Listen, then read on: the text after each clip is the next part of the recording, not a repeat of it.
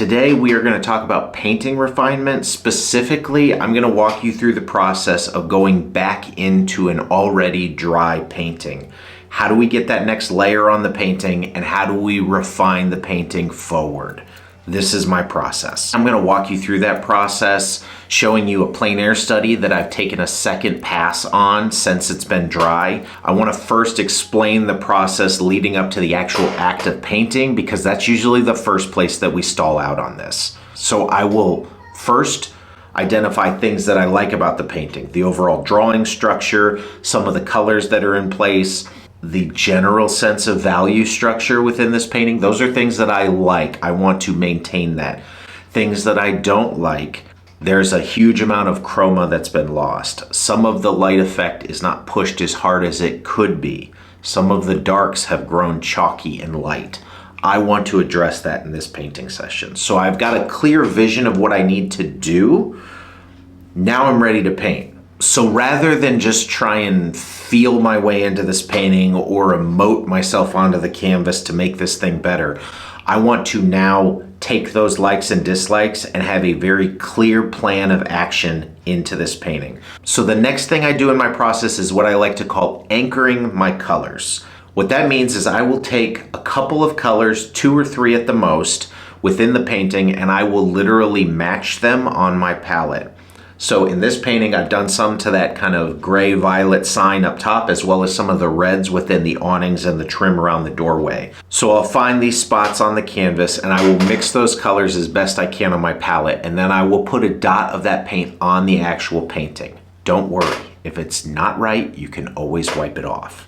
In this case, I've had some adjustments that I need to make, so I go back to my palette, I make those adjustments, and then I go back to the canvas again. Once I have those 2 or 3 colors identified exactly, I have anchored the colors within my painting. So in my mind, what that means is I now have a color harmony on my palette that makes sense for this painting, so I can refine the painting from here with some colors already in place. If I need to change those colors to adjust some of the aspects of the painting that I had mentioned, I will adjust the colors that are already on the palette now. I don't need to find them anymore. I'm going to take the anchors, work in those areas, and move outward from there so that I can find other answers within the painting process as I'm refining it.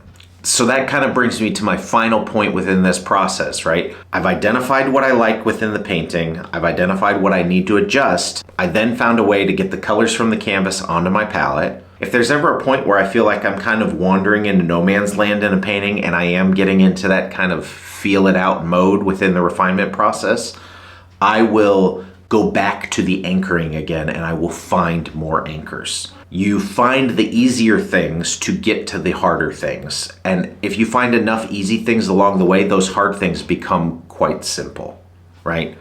Simple to complex makes the complex simple.